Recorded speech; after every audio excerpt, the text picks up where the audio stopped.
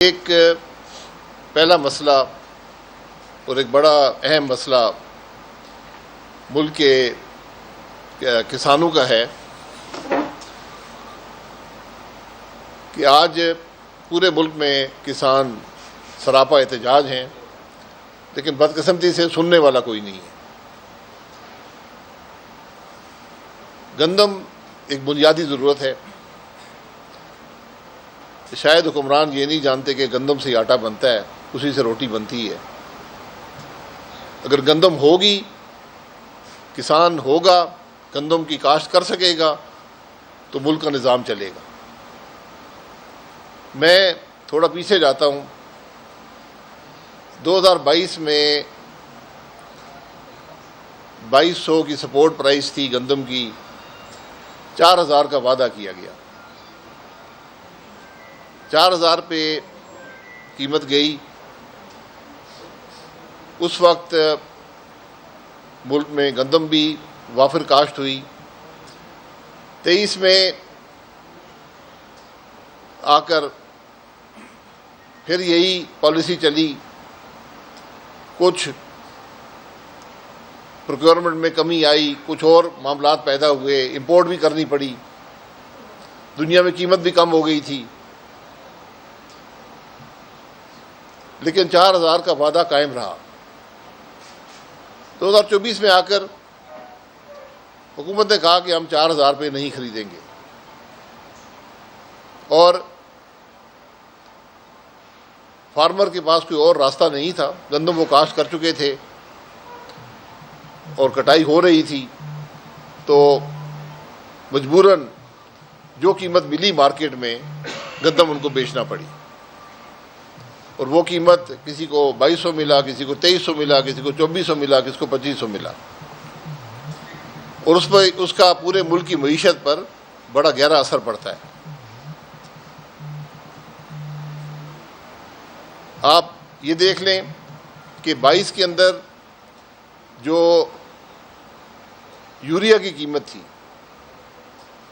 وہ 1760 روپے تھی، آج قیمت 4200 سے 4500 روپے ہے۔ ڈیزل اس وقت تقریباً 170 روپے کا تھا، آج 300 روپے کے لگ بھگ ہے۔ بجلی اس وقت شاید 28 روپے یونٹ تھی، آج 40 سے اوپر ہے۔ تو جہاں پر ان پٹ کی پرائسز بڑھتی گئیں، آج حالت یہ ہے کہ کسان جو ہے وہ 2100 روپے پر اپنی گندم فروخت کے لیے پریشان ہے۔ 2100، اس بات کا شاید ہمارے ملک کے اندر کسی کو احساس نہیں ہے۔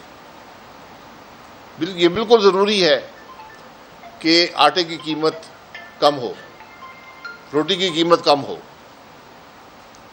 لیکن اس کا بوجھ کسان برداشت نہیں کر سکتا۔ یہ کسان کی زندگی کی قیمت پر یہ کام نہیں ہو سکتا۔ ایک بیلنس ہوتا ہے، یہی حکومت کی ذمہ داری ہوتی ہے۔ آج دنیا میں اگر آپ امپورٹ کریں گے تو آپ کو 3500 سے کم قیمت نہیں ملے گی، اور توقع یہ ہے کہ یہ قیمت بھی شاید بڑھ جائے گی۔ ہمارے کسان کی حالت یہ ہے کہ آج وہ خرچہ بھی کر چکا ہے، کاشت بھی کر چکا ہے، گندم بھی رکھی ہے، خریدار نہیں ہے، اور وہ مجبور ہے اس کو بیچنے پر۔ حکومت جو ہے وہ 2900 روپے کی اپنے گودام سے بیچ رہی تھی، اب تو روک دیا۔ تو یہ کون سی سوچ ہے جو اس چیز کے پیچھے ہے؟ اور آج کسان کی بات سننے والا کوئی نہیں ہے۔ اس کے بڑے گہرے اثرات ملک کی معیشت پر پڑتے ہیں۔ آپ ذرا پتہ کر لیں کہ ٹریکٹر کی مانگ میں کتنی کمی آئی ہے، موٹر سائیکل کی مانگ میں کتنی کمی آئی ہے، سائیکل کی مانگ میں کتنی کمی آئی ہے۔ یہ وہ سارے معاملات ہیں جو پوری معیشت پر اثر انداز ہو رہے ہیں، اور آج کوئی سننے والا نہیں ہے، اور یہ وقت کے ساتھ یہ معاملہ خراب ہوتا جائے گا۔ آپ کو کل امپورٹ کرنی پڑ جائے گی گندم مہنگے داموں، اور پھر آپ 2023 کی طرح اس کو بیچنے کی کوشش کریں گے، کبھی مقامی گندم سے اس کو جوڑیں گے، لوگوں کو فورس کریں گے کہ وہ ایک قیمت ادا کریں جو امپورٹ سے مہنگی ہو۔ تو یہ ایک بنیادی بات یہ ہے کہ ہم جہاں پر روٹی کی قیمت فکس کرتے ہیں تو پھر سپورٹ پرائس بھی ایسی ہو جو اس قیمت پر گندم مہیا کر سکے روٹی کے لیے۔ یہ ممکن نہیں ہے کہ آپ کہیں جی وہ قیمت جو مرضی گندم کی بیچے، روٹی کی قیمت یہ ہوگی۔ یہ بڑی عجیب سوچ ہے۔ اگر آپ گندم کی خریداری کو فری مارکیٹ پر چھوڑنا چاہتے ہیں کہ جو مارکیٹ دے گی، پھر روٹی کی قیمت بھی فری مارکیٹ پہ آ جائے گی۔ فری مارکیٹ شاید ایک دفعہ تو کسان برداشت کر لے، اور اگر ہمیں فری مارکیٹ چھوڑنی ہے تو پھر اس کو اجازت دے دیں کہ وہ اپنی گندم ایکسپورٹ کر سکے۔ آج اگر پاکستان کا فارمر گندم ایکسپورٹ کرے تو 3500 روپے ملیں گے۔ میں گندم کا کاشتکار نہیں ہوں، میرے کوئی کاشتکاری سے تعلق نہیں ہے، نہ ہی مفتیٰ صاحب کا کوئی تعلق ہے، بلکہ ان کا جو کاروبار ہے، ان کے خاندان کا، اس میں شاید گندم سستی ہو تو ان کا فائدہ ہو جاتا ہے۔ لیکن میں نے بہت سے لوگوں سے پوچھا ہے، ہر ایک نے مجھے بتایا کہ قیمت جو پڑتی ہے گندم کاشت کرنے کی 3000 روپے کے لگ بھگ پڑتی ہے، اور آپ کے سامنے جو چیزیں استعمال ہوتی ہیں،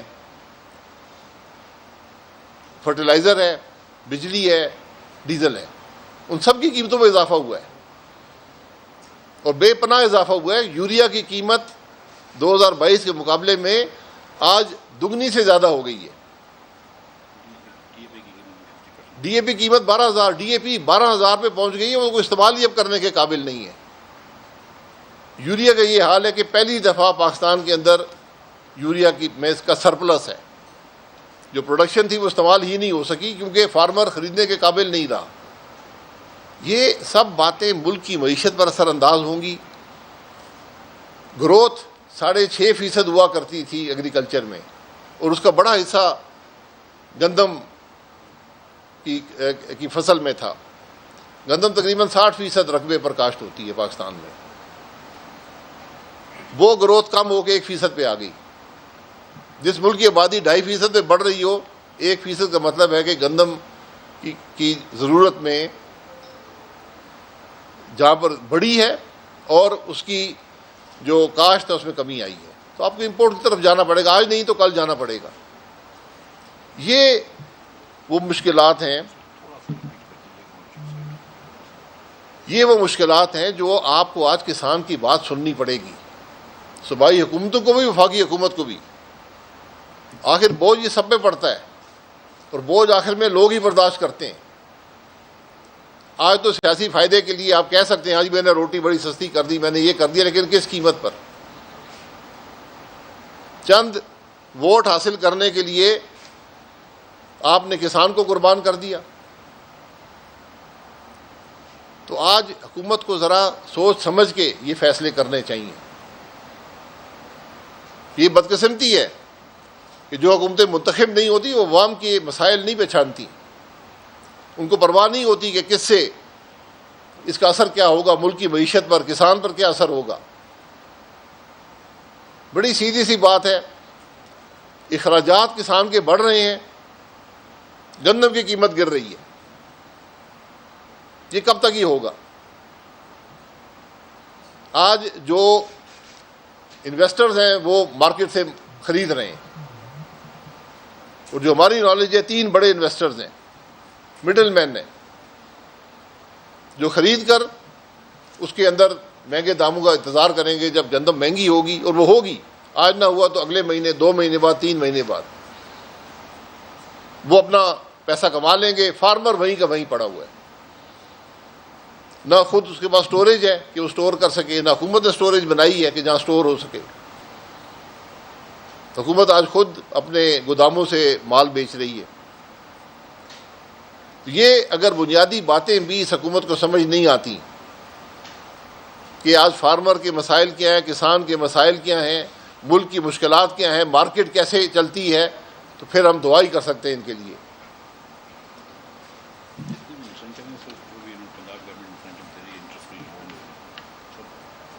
پھر ہمیں پنجاب حکومت نے کہا جی ہم انسینٹیو دیں گے. فارمر نے انویسٹمنٹ کر دی ہے, اس کا خرچہ ہو گیا, اس نے پیسے مارکیٹ سے بورو کر لیے ہیں, اس نے ادا بھی کرنے قرضہ جو لیا ہوا ہے. آج پیسے مل نہیں رہے کہ وہ قرضہ ادا کر سکے. انسینٹیو جو ہیں ان کا فائدہ صرف چند لوگوں کو ہوگا.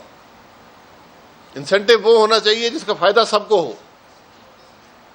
چند لوگوں کو فائدہ پہنچا کر ہم سمجھتے ہیں کہ کسان کے مسائل حل ہو جائیں گے. آج اس پر کسان کی بات آپ کو سننی پڑے گی, اس کا مسئلہ حل کرنا پڑے گا. گندم کی قیمت ایسی ہو کہ فارمر کا مسئلہ بھی حل ہو. یہ ایک بڑا بیلنس ہے جو آپ کو کریٹ کرنا پڑے گا کہ کسان کا مسئلہ بھی حل ہو اور جو گندم استعمال کرتے ہیں سب گندم کا آٹا استعمال کرتے ہیں, تو ہمیں بھی ایک موزوں قیمت پر آٹا مل سکے. یہ ممکن نہیں ہے کہ ہمیں آٹا سستا مل جائے اور کسان تباہ ہو جائے, یا کسان امیر ہو جائے اور ہم 200 روپے کا آٹا خرید رہے ہیں. یہ پالیسیز آپ کو ادھر لے جائیں گی ایک دن. جب آپ کسان کو اس دفعہ نہیں ملے گا, اگلے وہ گندم کاشت نہیں کرے گا, آپ کو امپورٹ کرنی پڑے گی 3500 پہ, 4000 پہ. جی, جو کم از کم ہماری سمجھ ہے کہ اس سال بھی آپ کو گندم آخر میں جا کر امپورٹ کرنی پڑے گی, کیونکہ جو پروڈکشن ہے وہ ٹارگیٹ سے کم ہے, وہ ریکوائرمنٹ سے کم ہے. اور یہ ان پالیسی کا نتیجہ ہے جو پچھلے ایک سال میں رہی ہیں. اگر یہی پالیسیز آپ اس دفعہ کنٹینیو کریں گے, آگے یہ مزید یہ شارٹیج بڑھتی جائے گی. یہ معمولی مسئلہ نہیں ہے, یہ بنیادی ضرورت ہے. دوسرے ممالک کو دیکھیں وہ کیا کرتے ہیں. اگر آپ نے فری مارکیٹ کرنی ہے تو پھر فری مارکیٹ کر دیں.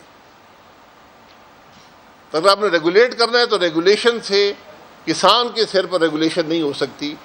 اس کا یہ ذمہ داری ہوتی ہے حکومت کی. دوسرا مسئلہ یہ آج کل بڑا ایک ہاٹ مسئلہ ہے کہ پیٹرول کی قیمت, تیل کی قیمتیں دنیا میں کم ہوئی ہیں. یہ 2 دفعہ ہے کہ حکومت نے پاکستان میں پیٹرول اور ڈیزل کی قیمت کم نہیں کی.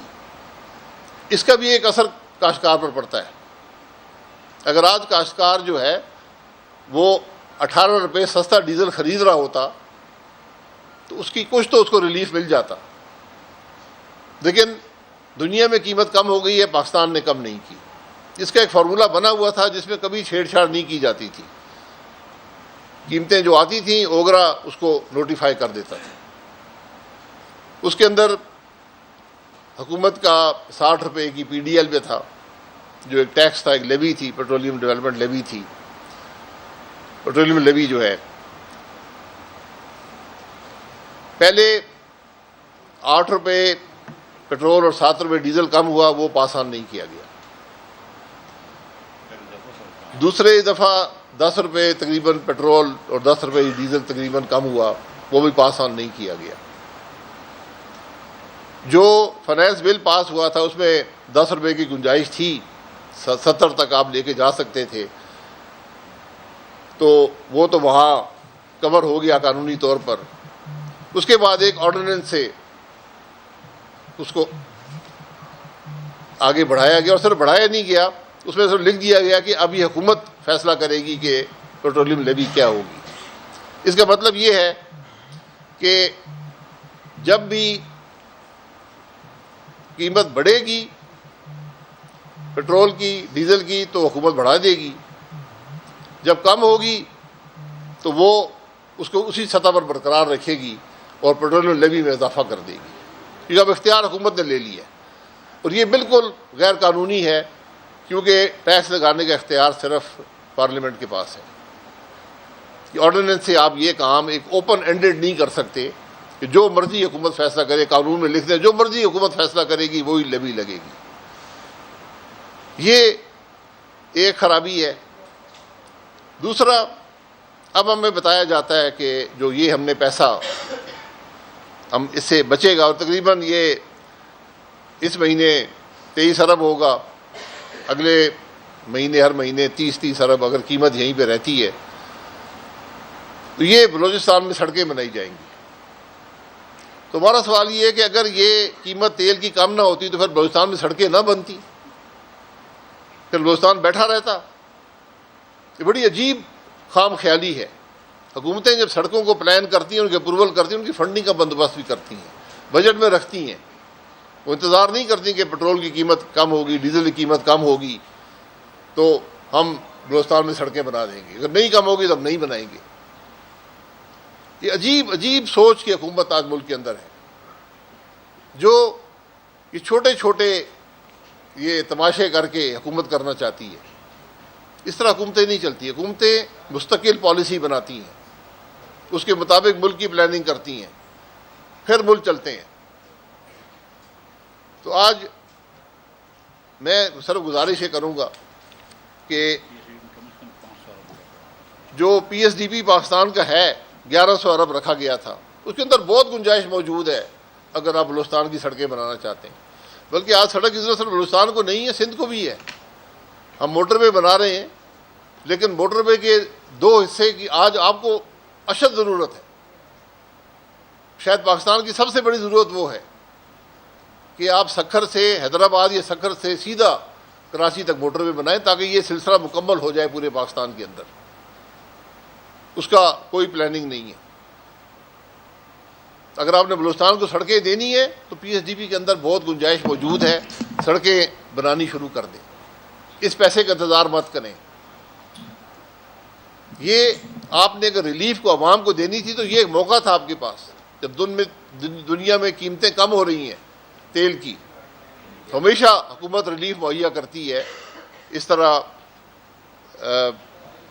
قیمت کم کر کے۔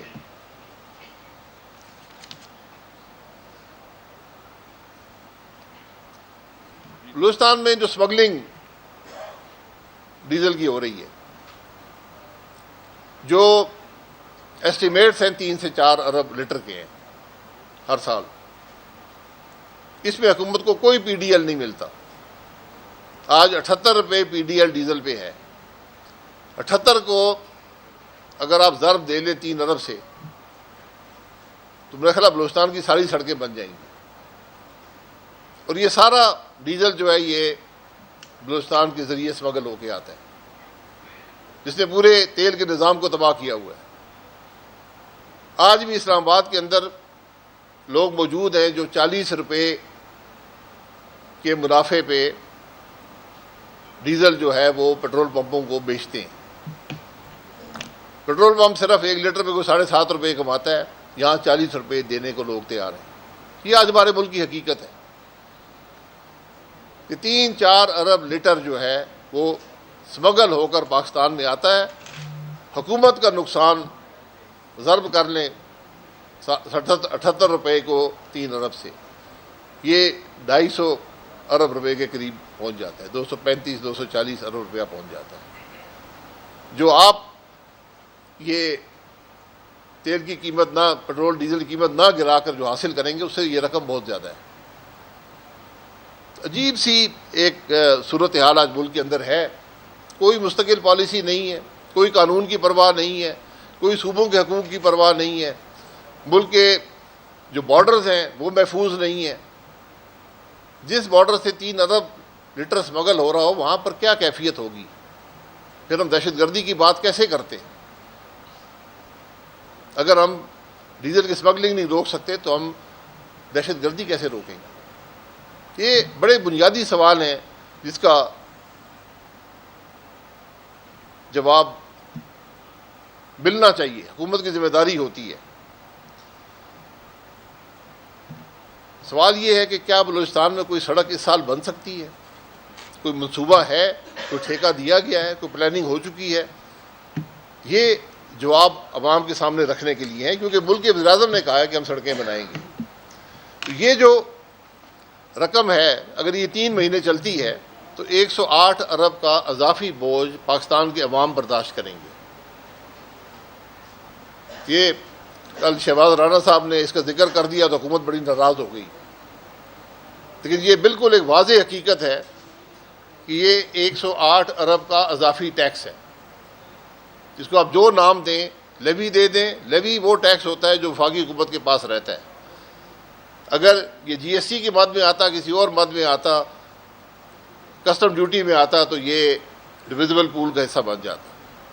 لیکن پاکستان کے عوام کو اس سے غرض نہیں. پاکستان کے عوام کی جیب سے 108 ارب ان 3 مہینوں میں اضافی جائے گا.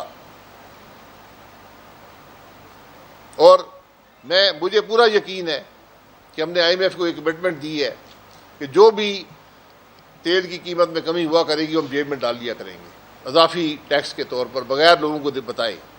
اور اس کا ثبوت جو ہے وہ آرڈیننس جو لکھا گیا ہے, جس میں کوئی لمٹ نہیں رکھی گئی پی ڈی ایل پر, جو حکومت کہے گی وہی پی ڈی ایل ہوگا, جو کہ غیر قانونی غیر آئینی بھی ہے. یہ آج حقائق ہیں ہمارے ملک کے, جس کے بارے میں بات کرنا ضروری تھا. کوئی سوال جواب؟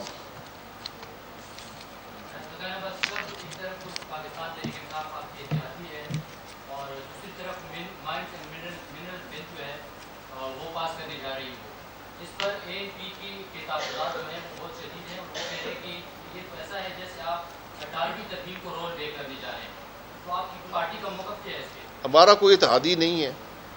مائن اینڈ منرل بل صوبائی معاملہ ہے, اس کو ریز کر لیں, ہم بھی اس کو دیکھ لیں گے وہ کیا کر رہے ہیں. جہاں تک منرلز ہیں یہ صوبے کے اختیارات میں ہے. 18ویں ترمیم کے بعد منرلز جو ہیں یہ صوبے کی جورسڈکشن میں آتا ہے, وفاق کی اس میں جورسڈکشن نہیں رہی. تو اگر وہ کوئی بل ایسا پاس کر رہے ہیں جو پاکستان کے مفاد کے خلاف ہے تو مجھے پورا یقین ہے کہ عدالتیں اس کو ختم کر دیں گی. لیکن اگر وہ صوبے کا حق ہے تو پھر صوبہ اپنا بل بنا سکتا ہے, اس میں کوئی دو رائے نہیں ہے. صوبے کی جو اسمبلی ہے اس کو یہ حق حاصل ہے کہ وہ لیجسلیٹ کرے, یہ ان کی جورسڈکشن ہے. جی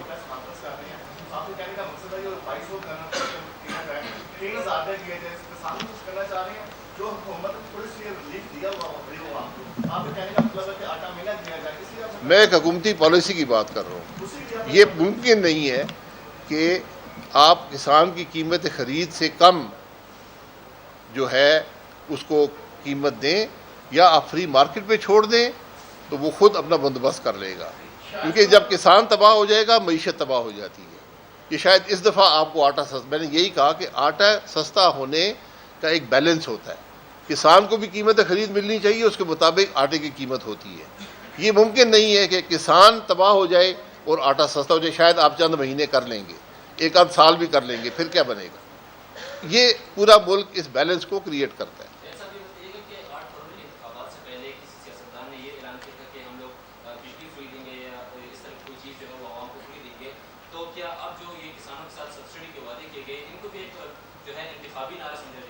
نہیں, سبسڈی تو کوئی دینے کی پوزیشن میں نہیں ہے نا. یہ ہم اس وقت سوچتے نہیں ہیں نا. ایک نے کہا میں 200 دوں گا, تیسرے کہا میں 300 دوں گا. بجلی کی جو قیمت ہوگی وہ آپ کے سامنے ہے. انہوں نے ایک 200 300 دیا نہیں ہے, آپ کی جیب سے نکال لیا ہے. اس لیے سبسڈی جو ہے وہ آئی ایم ایف کے ساتھ جو آپ کا معاہدہ ہے اس کے تحت کوئی سبسڈی آپ نہیں دے سکتے. یہ اضافی ٹیکس 108 ارب کا لگایا گیا ہے. سارے معاملے کا جو نچوڑ ہے کہ 108 ارب روپیہ پاکستان کے عوام کی جیب سے نکالا گیا ہے. بڑی افسوسناک بات ہے کہ آپ ایگریکلچر کنٹری کے سابق وزیر اعظم ہیں اور آپ بیٹھ نہیں فرما رہے ہیں کہ میں کاشتکاری کے متعلق افسار مفتی صاحب کے کہہ رہے کہ کچھ نہیں جانتے. میں نے کہا میں کاشتکاری کرتا نہیں ہوں. اس کے متعلق آپ کو کوئی سوجھ بوجھ نہیں ہے, یہی بات نہیں جی, سوجھ بوجھ کا فرق ہے. میں نے آپ کے سامنے بیان کر دیا, حکومت کو سوجھ بوجھ نہیں ہے. میں یہ ضرور جانتا ہوں کہ جو کام بھی آپ زندگی میں کریں گے, جو کام بھی کریں گے, سوال میں نے سن لیا ہے, چلے اور لمبا کر لیں, چلے. ہاں مجھے بیچ میں کیوں گھسیٹ رہے ہیں یار.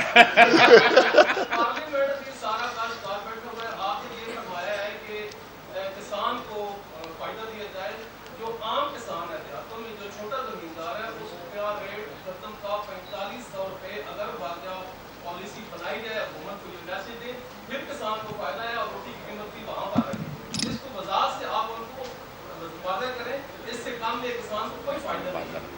مطلب 2200 پہ فائدہ آپ کے خیال میں؟ نہیں بولتے 4500. میں 2200 کی بات کر رہا ہوں. آج تو حکومت تو 2200 دے رہی ہے نا, 4500 دے تو اور اچھا ہے. میں نے کہا کہ جو خرچہ ہے جو ہمیں بتایا گیا میں نے کہا میں کاشتکاری نہیں کرتا، اگر میں کچھ بات کہہ دوں تو شاید غلط بھی ہو. میں نے بہت سے لوگوں سے پوچھا ہے، یونین سے پوچھا ہے، ان کے نمائندوں سے پوچھا ہے. اسمبلی کے اندر اگر کاشتکار بیٹھے ہیں، یہ وہ کاشتکار بیٹھے ہیں جو رات کے اندھیرے میں آئینی ترامیم کرتے ہیں، وہ حکم کے پابند ہیں، وہ کوئی کچھ بھی نہیں بولیں گے. آج حکومت 1 روپیہ بھی نہ دے وہ نہیں بولیں گے. یہ فارم 47 کے کاشتکار ہیں. تو اس لیے جو رقم وہ ملنی چاہیے جو مناسب ہو، خرچہ پورا ہو اور ایک فائدہ اس کو ملے. میں نے پہلے کہا کہ یہ ممکن نہیں ہے کہ اخراجات بڑھ رہے ہوں اور اس کی قیمت کم ہو جائے، یہ ممکن نہیں.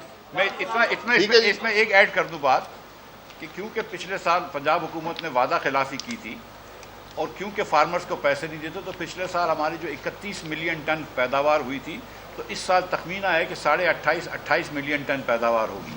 اور کیونکہ آپ کی ضرورت اس سے زیادہ ہے تو آپ کو منگوانی پڑے گی، آپ کو دسمبر کا گندم منگوانی پڑے گی. پھر آپ دیکھیے گا کہ ایکچولی پرائس کتنی ہو جاتی ہے. تو آپ کو حکومت کو یہ پلاننگ کرنی چاہیے کہ یار اگر کم ہوئی ہے پیداوار اور دسمبر میں منگوانی پڑے گی تو ابھی کس کو فائدہ ہو رہا ہے؟ تو ابھی کسان کو تو فائدہ نہیں ہو رہا. ابھی تو جو مڈل مین ہیں، آڑتی ہیں یا دوسرے انویسٹرز آ گئے ہیں، وہ گندم سستی خرید رہے ہیں، وہ 3 مہینے میں مہنگی کر دیں گے.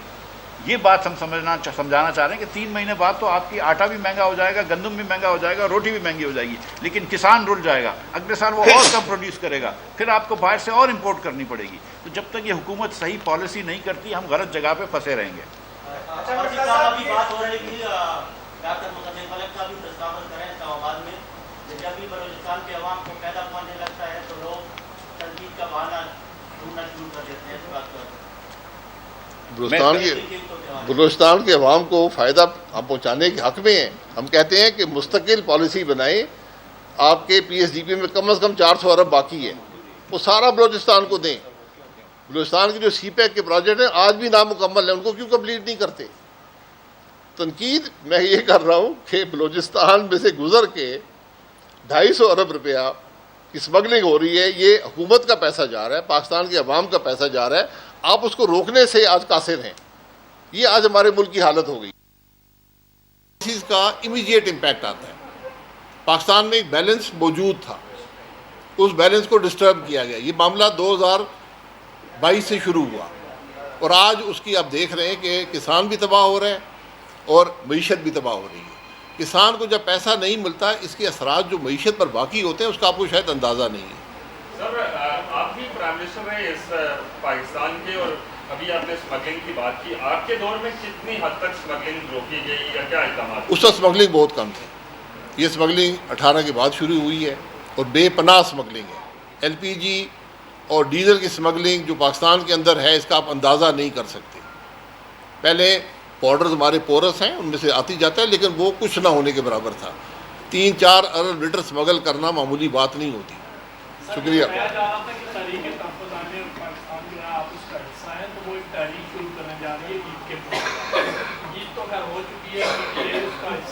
نہیں، میں ان کا حصہ نہیں، ہم اس کا حصہ نہیں. ہم ان سے اتفاق کرتے ہیں، ان کی سوچ سے، اس تحریک کا حصہ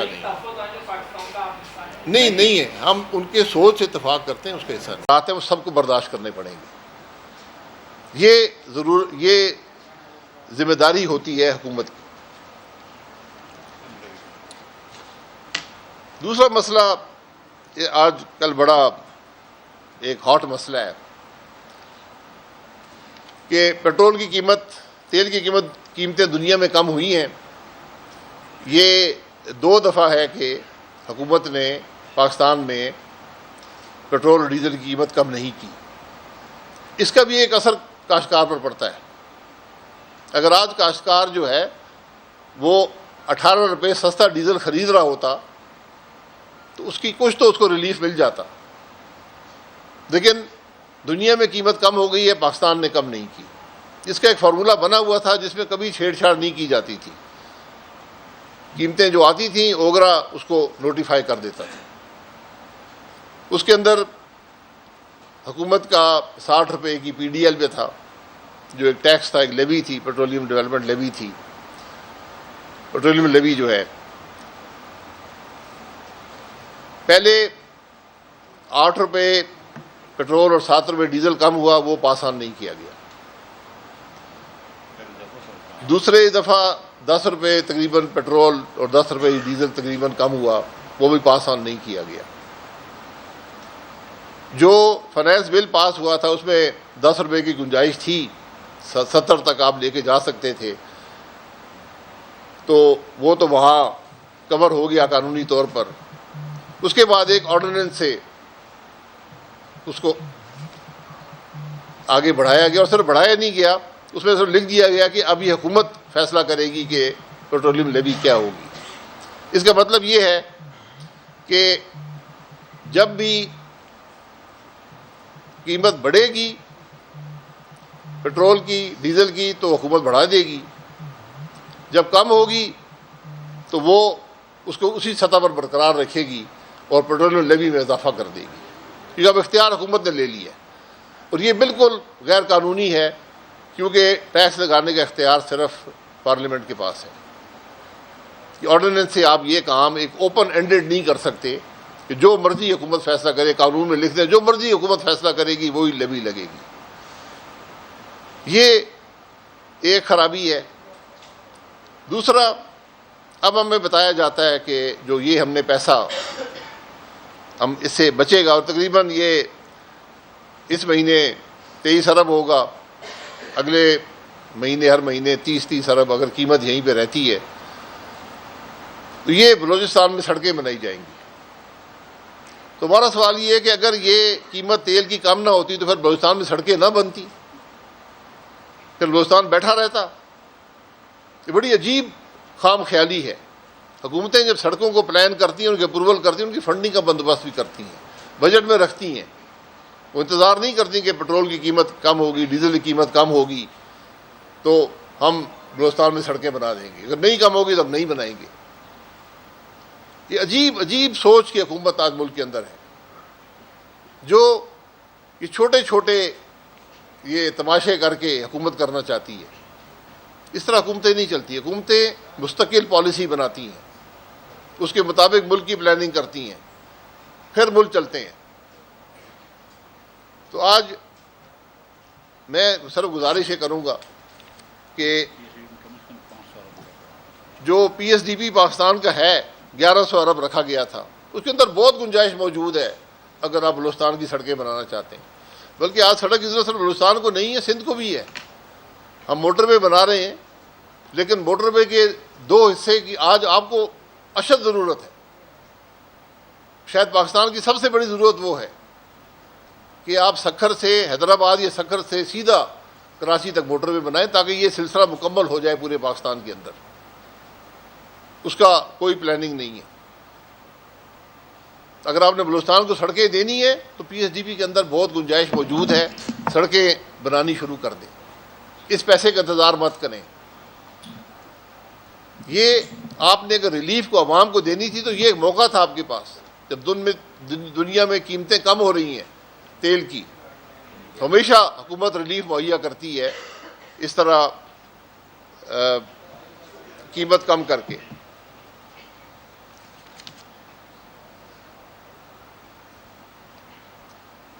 بلوچستان میں جو سمگلنگ ڈیزل کی ہو رہی ہے، جو ایسٹیمیٹس ہیں 3 سے 4 ارب لیٹر کے ہیں ہر سال، اس میں حکومت کو کوئی پی ڈی ایل نہیں ملتا۔ آج 78 روپے پی ڈی ایل ڈیزل پہ ہے۔ 78 کو اگر آپ ضرب دے لیں 3 ارب سے تو میرا خیال بلوچستان کی ساری سڑکیں بن جائیں گی۔ اور یہ سارا ڈیزل جو ہے یہ بلوچستان کے ذریعے سمگل ہو کے آتا ہے، جس نے پورے تیل کے نظام کو تباہ کیا ہوا ہے۔ آج بھی اسلام آباد کے اندر لوگ موجود ہیں جو 40 روپے کے منافع پہ ڈیزل جو ہے وہ پیٹرول پمپوں کو بیچتے ہیں۔ پیٹرول پمپ صرف 1 لیٹر پہ کوئی 7.5 روپے کماتا ہے، یہاں 40 روپے دینے کو لوگ تیار ہیں۔ یہ آج ہمارے ملک کی حقیقت ہے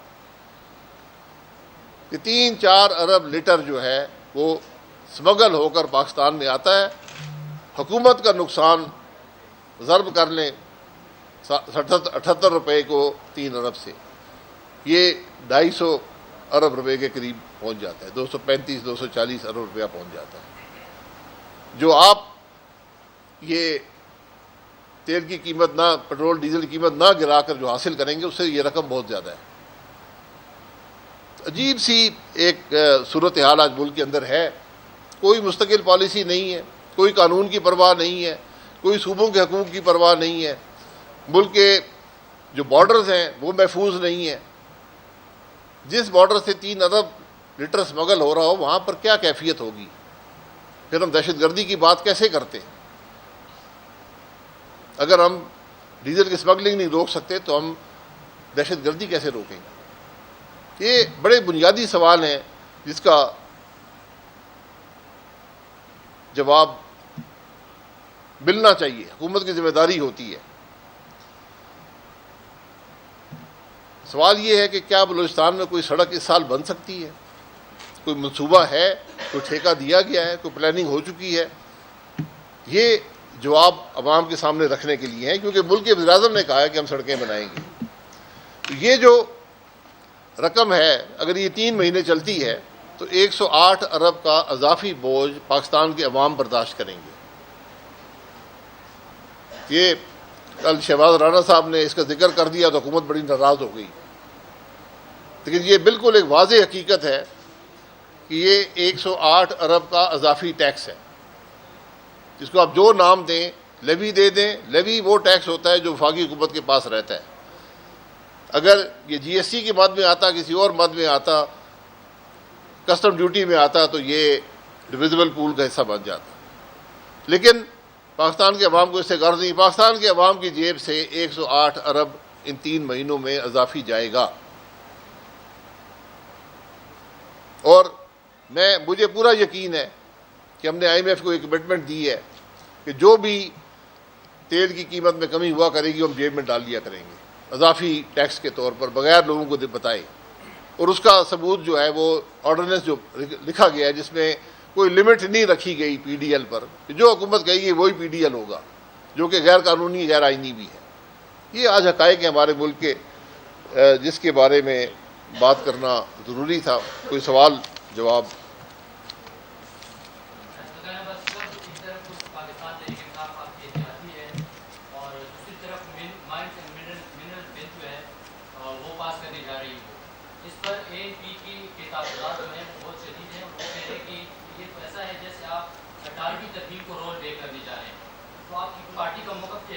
ہمارا کوئی اتحادی نہیں ہے، مائن اینڈ منرل بل صوبائی معاملہ ہے، اس کو ریز کر لیں، ہم بھی اس کو دیکھ لیں گے وہ کیا کر رہے ہیں۔ جہاں تک منرلز ہیں یہ صوبے کے اختیارات میں ہے۔ 18ویں ترمیم کے بعد منرلز جو ہیں یہ صوبے کی جورسڈکشن میں آتا ہے، وفاق کی اس میں جورسڈکشن نہیں رہی۔ تو اگر وہ کوئی بل ایسا پاس کر رہے ہیں جو پاکستان کے مفاد کے خلاف ہے تو مجھے پورا یقین ہے کہ عدالتیں اس کو ختم کر دیں گی، لیکن اگر وہ صوبے کا حق ہے تو پھر صوبہ اپنا بل بنا سکتا ہے، اس میں کوئی دو رائے نہیں ہے۔ صوبے کی جو اسمبلی ہے اس کو یہ حق حاصل ہے کہ وہ لیجسلیٹ کرے، یہ ان کی جورسڈکشن ہے۔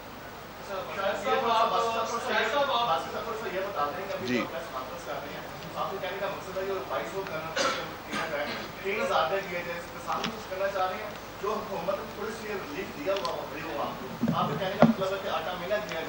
میں ایک حکومتی پالیسی کی بات کر رہا ہوں۔ یہ ممکن نہیں ہے کہ آپ کسان کی قیمت خرید سے کم جو ہے اس کو قیمت دیں، یا آپ فری مارکیٹ پہ چھوڑ دیں تو وہ خود اپنا بندوبست کر لے گا، کیونکہ جب کسان تباہ ہو جائے گا معیشت تباہ ہو جاتی ہے۔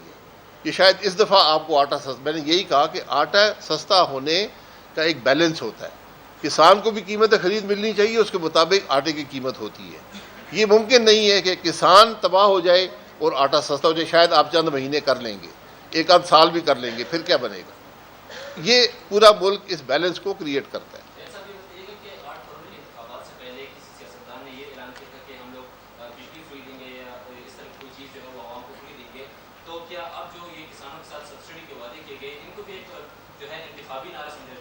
نہیں، سبسڈی تو کوئی دینے کی پوزیشن میں نہیں ہے نا، یہ ہم اس وقت سوچتے نہیں ہیں نا۔ ایک نے کہا میں 200 دوں گا، تیسرے کہا میں 300 دوں گا۔ بجلی کی جو قیمت ہوگی وہ آپ کے سامنے ہے، انہوں نے ایک 200 300 دیا نہیں، آپ کی جیب سے نکال لیا ہے۔ اس لیے سبسڈی جو ہے وہ آئی ایم ایف کے ساتھ جو آپ کا معاہدہ ہے اس کے تحت کوئی سبسڈی آپ نہیں دے سکتے۔ یہ اضافی ٹیکس 108 ارب کا لگایا گیا ہے. سارے معاملے کا جو نچوڑ ہے کہ 108 ارب روپیہ پاکستان کے عوام کی جیب سے نکالا گیا ہے. شاہد صاحب بڑی افسوسناک بات ہے کہ آپ ایگریکلچر کنٹری کے سابق وزیر اعظم ہیں اور آپ بیٹھ نہیں فرما رہے ہیں کہ میں کاشتکاری کے متعلق افسر مفتی صاحب کے بھی کہہ رہے کہ کچھ نہیں جانتے. میں نے کہا میں کاشتکاری کرتا نہیں ہوں. جی اس کے متعلق آپ کو کوئی سوچ بوجھ نہیں ہے، یہی بات نہیں جی، سوجھ بوجھ کا فرق ہے، میں نے آپ کے سامنے بیان کر دیا. حکومت کو سوجھ بوجھ نہیں ہے. میں یہ ضرور جانتا ہوں کہ جو کام بھی آپ زندگی میں کریں گے، جو کام بھی کریں گے، سوال میں نے سن لیا ہے، چلے اور لمبا کر لیں چلے.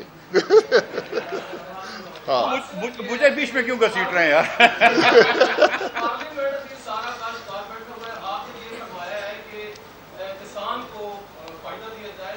جو عام کسان ہے دیہاتوں میں جو چھوٹا زمیندار ہے اس کا ریٹ گندم کا 4500 روپے اگر واقعہ پالیسی بنائی جائے، حکومت کو یہ میسج دے پھر کسان کو فائدہ ہے اور روٹی کی قیمت بھی وہاں پر رہے. اس کو وضاحت سے آپ ان کو واضح کریں، اس سے کام میں کسان کو کوئی فائدہ نہیں ہے. 2200 میں فائدہ ہے آپ کے خیال میں؟ نہیں بولتے 4500 کا. 4500 میں 2200 کی بات کر رہا ہوں. آج تو حکومت تو 2200 دے رہی ہے نا. 4500 دے تو اور اچھا ہے. میں نے کہا کہ جو خرچہ ہے جو ہمیں بتایا گیا، میں نے کہا میں کاشتکاری نہیں کرتا. اگر میں کچھ بات کہہ دوں تو شاید غلط بھی ہو. میں نے بہت سے لوگوں سے پوچھا ہے، یونین سے پوچھا ہے، ان کے نمائندوں سے پوچھا ہے. اسمبلی کے اندر اگر کاشتکار بیٹھے ہیں، یہ وہ کاشتکار بیٹھے ہیں جو رات کے اندھیرے میں آئینی ترامیم کرتے ہیں، وہ حکم کے پابند ہیں، وہ کوئی کچھ بھی نہیں بولیں گے. آج حکومت 1 روپیہ بھی نہ دے وہ نہیں بولیں گے. یہ فارم 47 کے کاشتکار ہیں. تو اس لیے جو رقم وہ ملنی چاہیے جو مناسب ہو، خرچہ پورا ہو اور ایک فائدہ اس کو ملے. میں نے پہلے کہا کہ یہ ممکن نہیں ہے کہ اخراجات بڑھ رہے ہوں اور اس کی قیمت کم ہو جائے. یہ ممکن نہیں. میں اس میں ایک ایڈ کر دوں بات کہ کیونکہ پچھلے سال پنجاب حکومت نے وعدہ خلافی کی تھی اور کیونکہ فارمرز کو پیسے نہیں دیتے تو پچھلے سال ہماری جو 31 ملین ٹن پیداوار ہوئی تھی تو اس سال تخمینہ ہے کہ 28.5 ملین ٹن پیداوار ہوگی. اور کیونکہ آپ کی ضرورت اس سے زیادہ ہے تو آپ کو منگوانی پڑے گی، آپ کو دسمبر کا گندم منگوانی پڑے گی. پھر آپ دیکھیے گا کہ ایکچولی پرائس کتنی ہو جاتی ہے. تو آپ کو حکومت کو یہ پلاننگ کرنی چاہیے کہ یار اگر کم ہوئی ہے پیداوار اور دسمبر میں منگوانی پڑے گی تو ابھی کس کو فائدہ ہو رہا ہے؟ تو ابھی کسان کو تو فائدہ نہیں ہو رہا. ابھی تو جو مڈل مین ہیں، آڑتی ہیں یا دوسرے انویسٹرز آ گئے ہیں، وہ گندم سستی خرید رہے ہیں، وہ 3 مہینے میں مہنگی کر دیں گے. یہ بات ہم سمجھانا چاہ رہے ہیں کہ 3 مہینے بعد تو آپ کی آٹا بھی مہنگا ہو جائے گا، گندم بھی مہنگا ہو جائے گا، روٹی بھی مہنگی ہو جائے گی، لیکن کسان رل جائے گا. اگلے سال وہ اور کم پروڈیوس کرے گا، پھر آپ کو باہر سے اور امپورٹ کرنی پڑے گی. تو جب تک یہ حکومت صحیح پالیسی نہیں کرتی ہم غلط جگہ پہ پھنسے رہیں گے. ابھی بات ہو رہی تھی ڈاکٹر مقدم ملک کا بھی استعمال کریں اسلام آباد میں، جب بھی بلوچستان کے عوام کو پیدا پہنچنے لگتا ہے تو لوگ تنقید کا بہانہ ڈھونڈنا شروع کر دیتے ہیں. اس بات پر بلوچستان کے عوام کو فائدہ ہم پہنچانے کے حق میں ہیں. ہم کہتے ہیں کہ مستقل پالیسی بنائیں. آپ کے پی ایس ڈی پی میں کم از کم 400 ارب باقی ہے، وہ سارا بلوچستان کو دیں. بلوچستان کے جو سی پیک کے پروجیکٹ ہیں آج بھی نامکمل ہیں، ان کو کیوں کمپلیٹ نہیں کرتے؟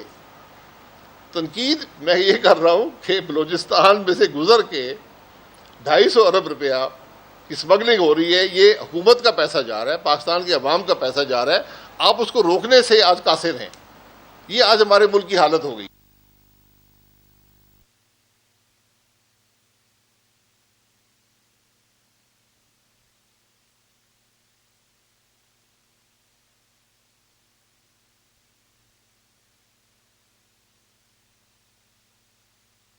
ایک پہلا مسئلہ اور ایک بڑا اہم مسئلہ ملک کے کسانوں کا ہے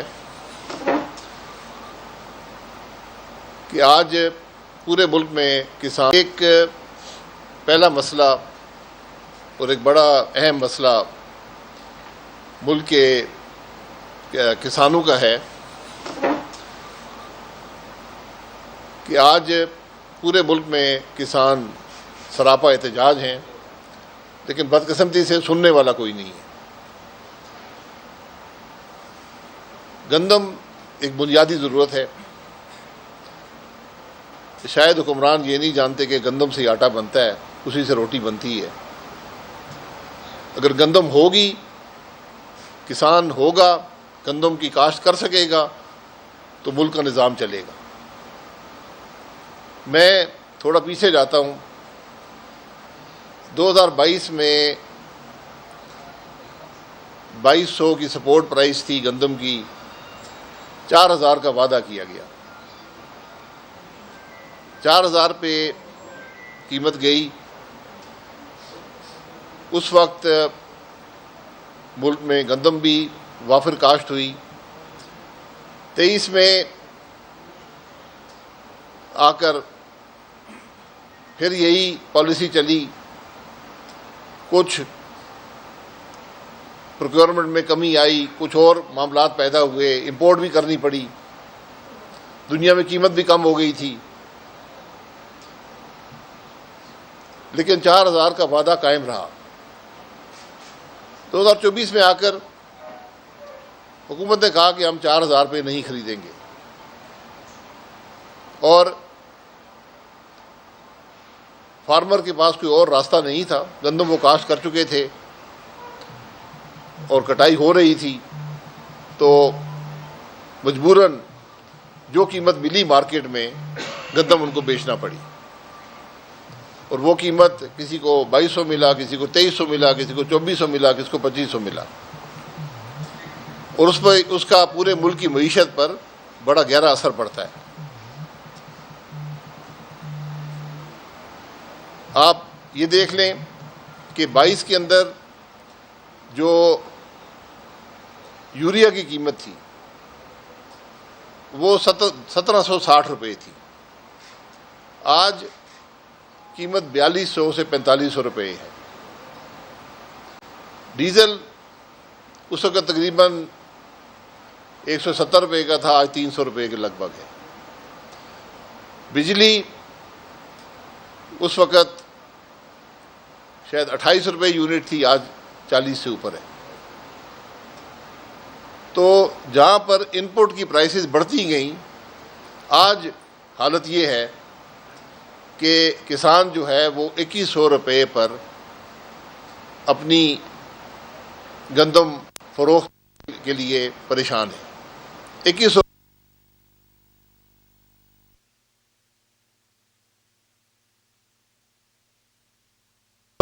اس بات کا شاید ہمارے ملک کے اندر کسی کو احساس نہیں ہے۔ یہ بالکل ضروری ہے کہ آٹے کی قیمت کم ہو، روٹی کی قیمت کم ہو، لیکن اس کا بوجھ کسان برداشت نہیں کر سکتا۔ یہ کسان کی زندگی کی قیمت پر یہ کام نہیں ہو سکتا، ایک بیلنس ہوتا ہے، یہی حکومت کی ذمہ داری ہوتی ہے۔ آج دنیا میں اگر آپ امپورٹ کریں گے تو آپ کو 3500 سے کم قیمت نہیں ملے گی، اور توقع یہ ہے کہ یہ قیمت بھی شاید بڑھ جائے گی۔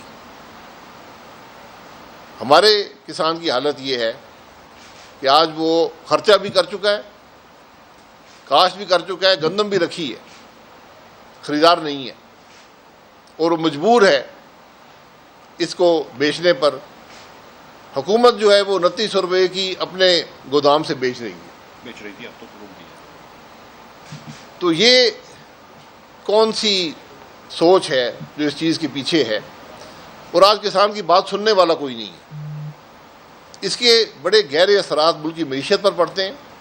آپ ذرا پتہ کر لیں کہ ٹریکٹر کی مانگ میں کتنی کمی آئی ہے، موٹر سائیکل کی مانگ میں کتنی کمی آئی ہے، سائیکل کی مانگ میں کتنی کمی آئی ہے۔ یہ وہ سارے معاملات ہیں جو پوری معیشت پر اثر انداز ہو رہے ہیں، اور آج کوئی سننے والا نہیں ہے، اور یہ وقت کے ساتھ یہ معاملہ خراب ہوتا جائے گا۔ آپ کو کل امپورٹ کرنی پڑ جائے گی گندم مہنگے داموں، اور پھر آپ 2023 کی طرح اس کو بیچنے کی کوشش کریں گے، کبھی مقامی گندم سے اس کو جوڑیں گے، لوگوں کو فورس کریں گے کہ وہ ایک قیمت ادا کریں جو امپورٹ سے مہنگی ہو۔ تو یہ ایک بنیادی بات یہ ہے کہ ہم جہاں پر روٹی کی قیمت فکس کرتے ہیں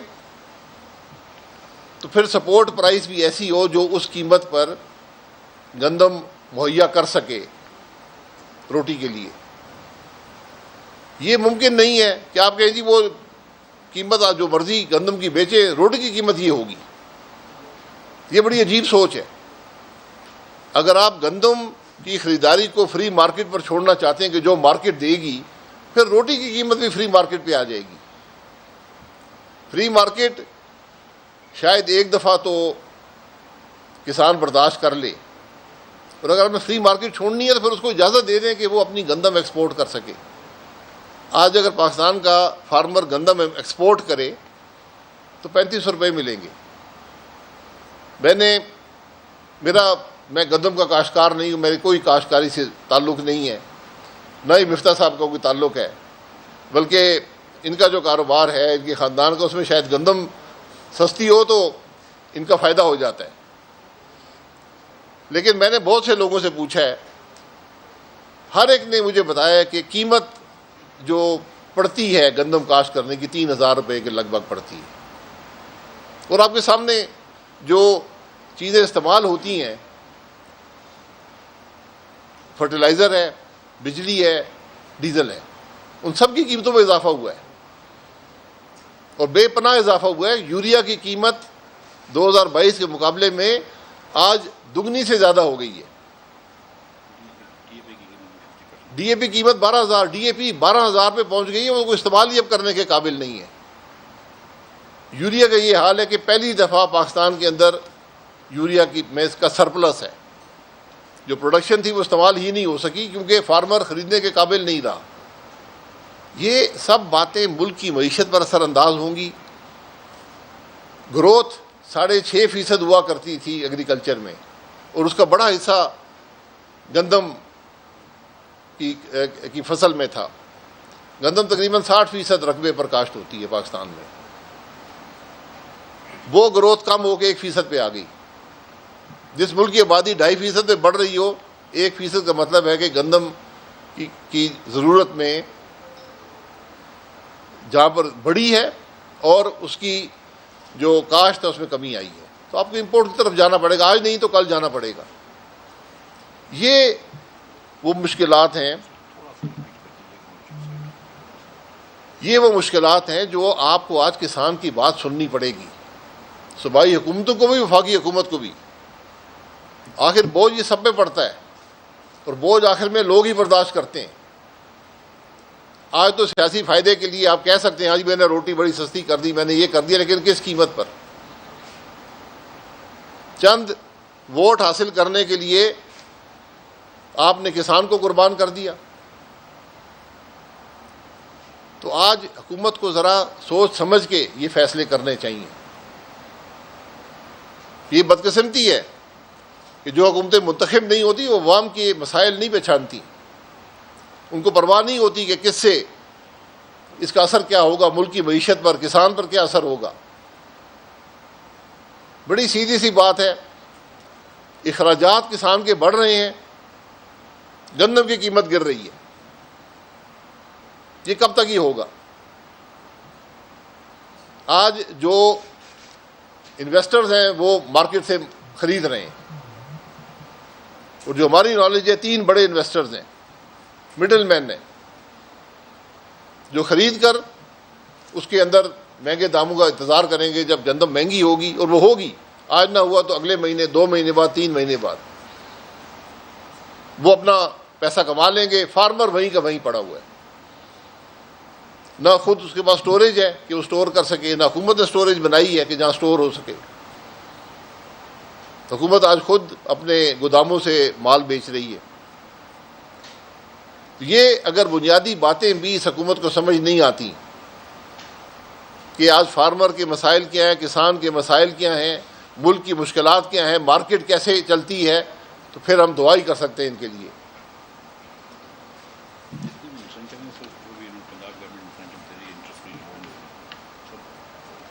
پھر ہمیں پنجاب حکومت نے کہا جی ہم انسینٹیو دیں گے. فارمر نے انویسٹمنٹ کر دی ہے، اس کا خرچہ ہو گیا، اس نے پیسے مارکیٹ سے بورو کر لیے ہیں، اس نے ادا بھی کرنے قرضہ جو لیا ہوا ہے. آج پیسے مل نہیں رہے کہ وہ قرضہ ادا کر سکے. انسینٹو جو ہیں ان کا فائدہ صرف چند لوگوں کو ہوگا. انسینٹو وہ ہونا چاہیے جس کا فائدہ سب کو ہو. چند لوگوں کو فائدہ پہنچا کر ہم سمجھتے ہیں کہ کسان کے مسائل حل ہو جائیں گے. آج اس پر کسان کی بات آپ کو سننی پڑے گی, اس کا مسئلہ حل کرنا پڑے گا.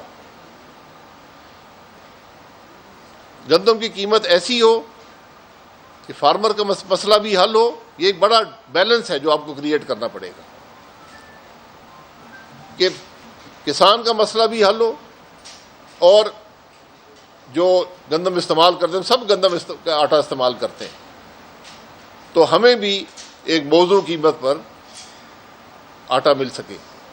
یہ ممکن نہیں ہے کہ ہمیں آٹا سستا مل جائے اور کسان تباہ ہو جائے, یا کسان امیر ہو جائے اور ہم 200 روپے کا آٹا خرید رہے ہیں. یہ پالیسیز آپ کو ادھر لے جائیں گی ایک دن. جب آپ کسان کو اس دفعہ نہیں ملے گا اگلی دفعہ وہ گندم کاشت نہیں کرے گا, آپ کو امپورٹ کرنی پڑے گی 3500 پہ, 4000 پہ.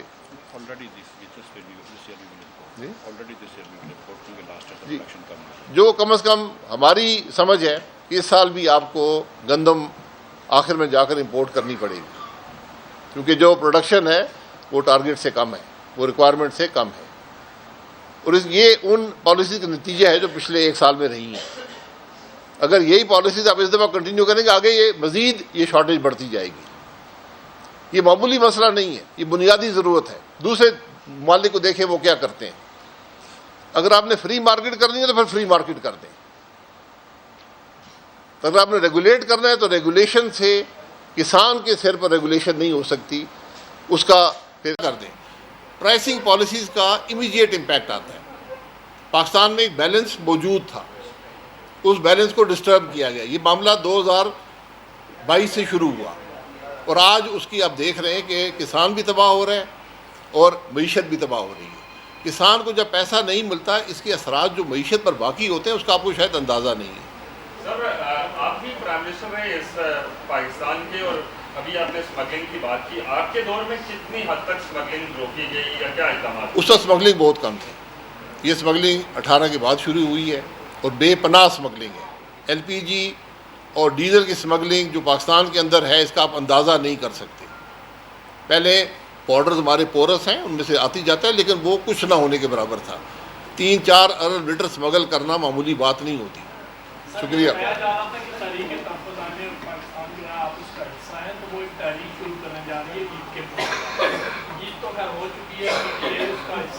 نہیں, میں ان کا حصہ نہیں, ہم اس کا حصہ نہیں. ہم ان سے اتفاق کرتے ہیں, ان کی سوچ سے اس تحریک کا حصہ